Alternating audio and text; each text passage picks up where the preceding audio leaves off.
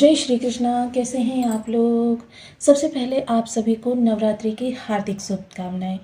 आज माता शैलपुत्री के आगमन पर आप सभी को हार्दिक बधाई। चलिए वीडियो को प्रारंभ करते हैं। राहु मंगल और बुध धन भाव में।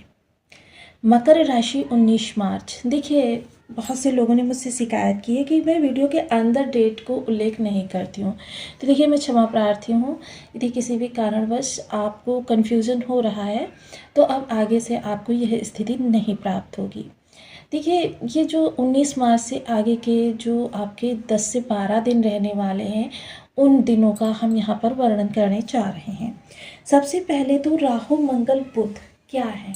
राहु देखिए सडन विचार है आपका, सडन अच्छा विचार हो, सडन आपके कभी कभी क्रोध में हमारे मस्तिष्क में विचार आने लगते हैं, इसको ये कर दूंगा, इसको वो कर दूंगा, या इसको मैं डांटूंगा, इसको मारूंगा। मतलब ये जो सडन वाली चीज़ें होती हैं, ये राहु है।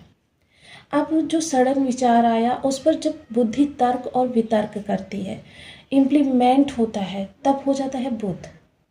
और उसमें जो प्रयास होता है वो होता है मंगल, क्योंकि तीनों ही ग्रहों की अलग अलग परिभाषा है।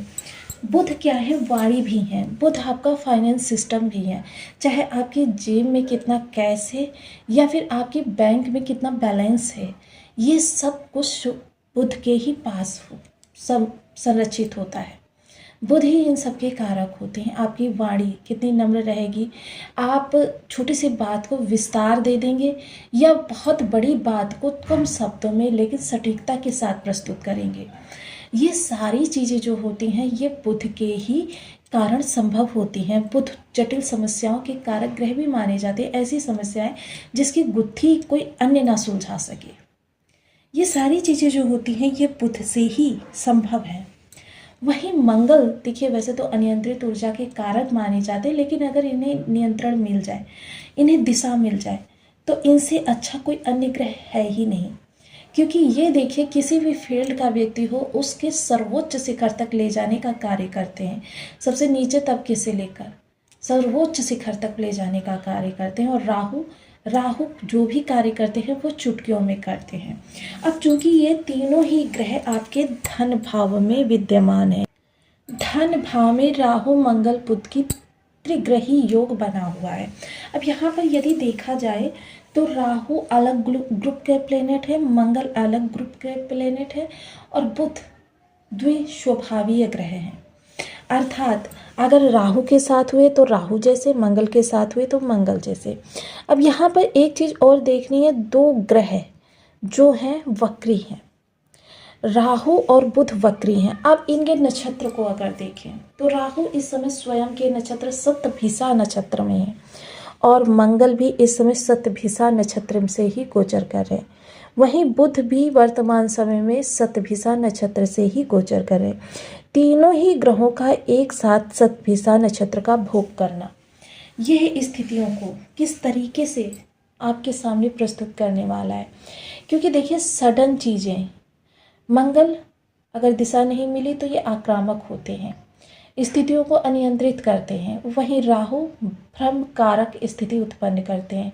लेकिन अगर यही ग्रह पॉजिटिव हो जाए तो मंगल आपकी उस ऊर्जा को एक कर्म योद्धा बना देते हैं आपको, और वो कर्म योद्धा जो कीर्ति के प्रत्येक शिखर को, प्रत्येक पड़ाव को पार करने के लिए तत्पर रहता है।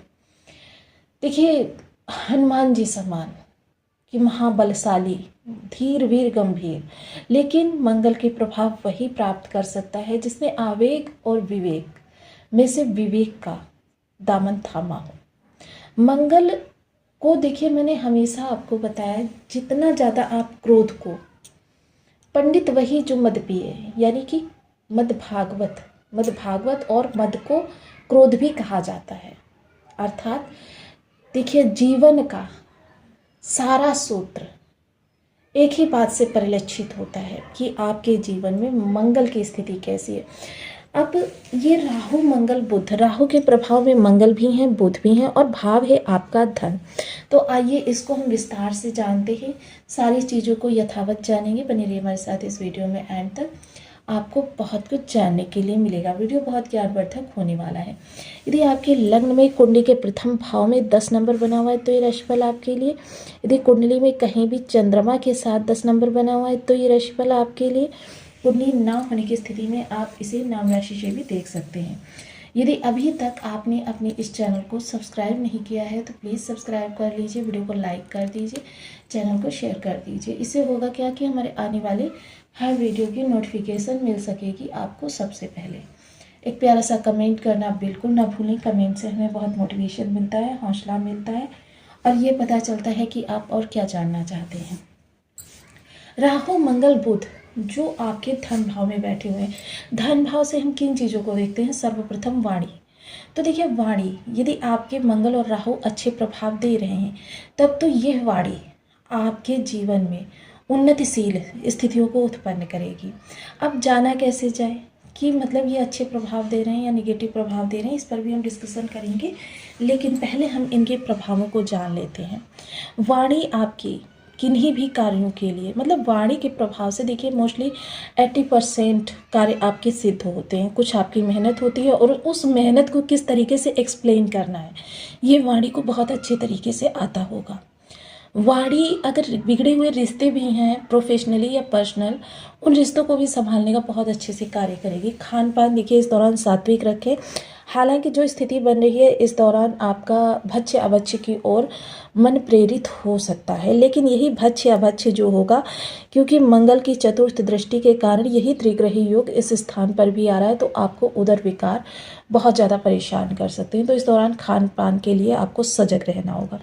कुटुंबी देखिए इस समय कुटुंबियों से आपको बहुत ही सावधानी से कहते हैं ना कि डील करना होगा, क्योंकि इस दौरान कुटुंबी जो होंगे या तो उनकी तरफ से कुछ भाषा शैली बिगड़ सकती है और उसके प्रत्युत्तर में आप आक्रामक भाषा शैली का प्रयोग कर सकते हैं, जिसकी वजह से रिश्तों में खटास आएगी और ये खटास आपकी काफ़ी लंबे समय तक जाने वाली है। तो इसलिए जितना संभव हो सके अपनी वाणी को नियंत्रित रखें। इस समय को थोड़ा सा इग्नोर करें। चर्चा रहेगी कि इस दौरान जो आपका बैंक का संचयन है, देखिए मोस्ट इस समय पर अगर देखा जाए, दृष्टिगोचर किया जाए तो आपके धन संबंधी कोई विषम योग दृष्टिगोचर नहीं हो रहा है। धन संबंधी विषम योग तब बनता है जब मंगल जो है किसी भी तरीके से आपके षष्ठ में दुर्योग निर्मित कर देते हैं।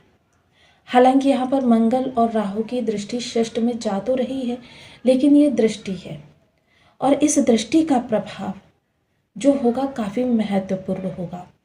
तो अब ये जो प्रभाव होगा देखिए आपके सबसे पहले कितने सारे भावों को, क्योंकि मोस्टली इस भाव का यदि कारक ग्रह माने, भाव कारक ग्रह, क्योंकि सबसे ज़्यादा क्योंकि ग्रहों का आना भी महत्वपूर्ण होता है, लेकिन उस भाव का बली होना भी महत्वपूर्ण होता है।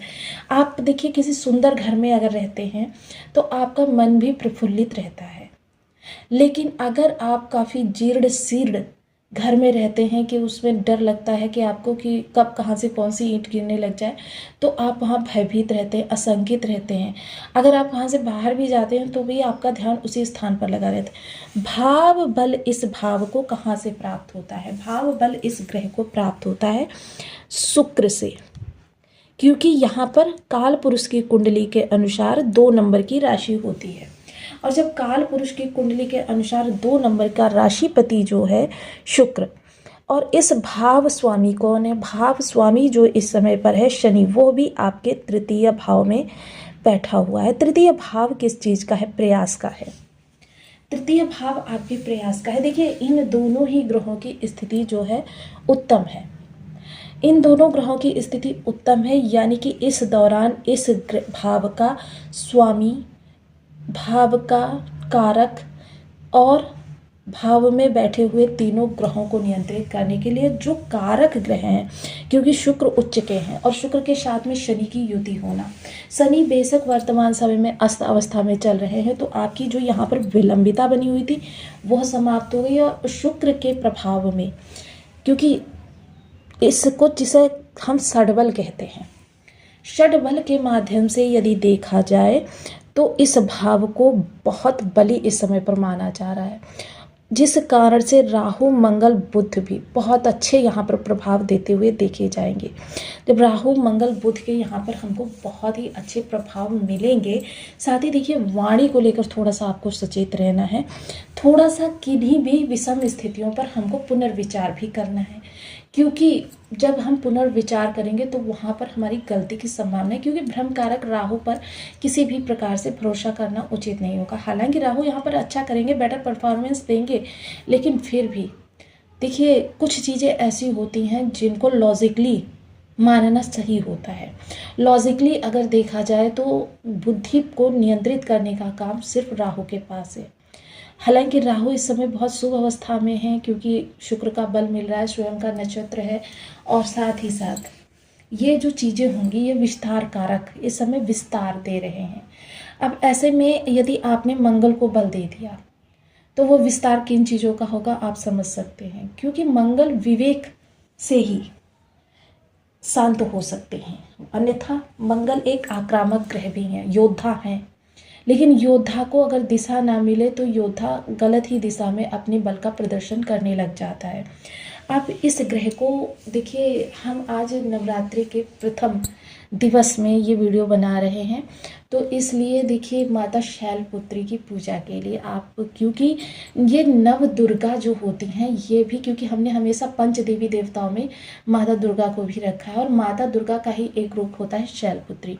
आज के दिन आपको शैलपुत्री माता को खीर का भोग लगाना चाहिए, और एक तलवार अभी से आप ऑर्डर कर दीजिए, असली तलवार जो बहुत शार्प हो।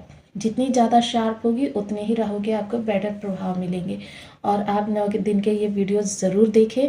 इन्हीं 9 दिनों में इस तलवार को किस तरीके से प्रयोग करना है कि आपके राहु सर्वदा के लिए आपके लिए शुभ हो जाए, हम बताएंगे।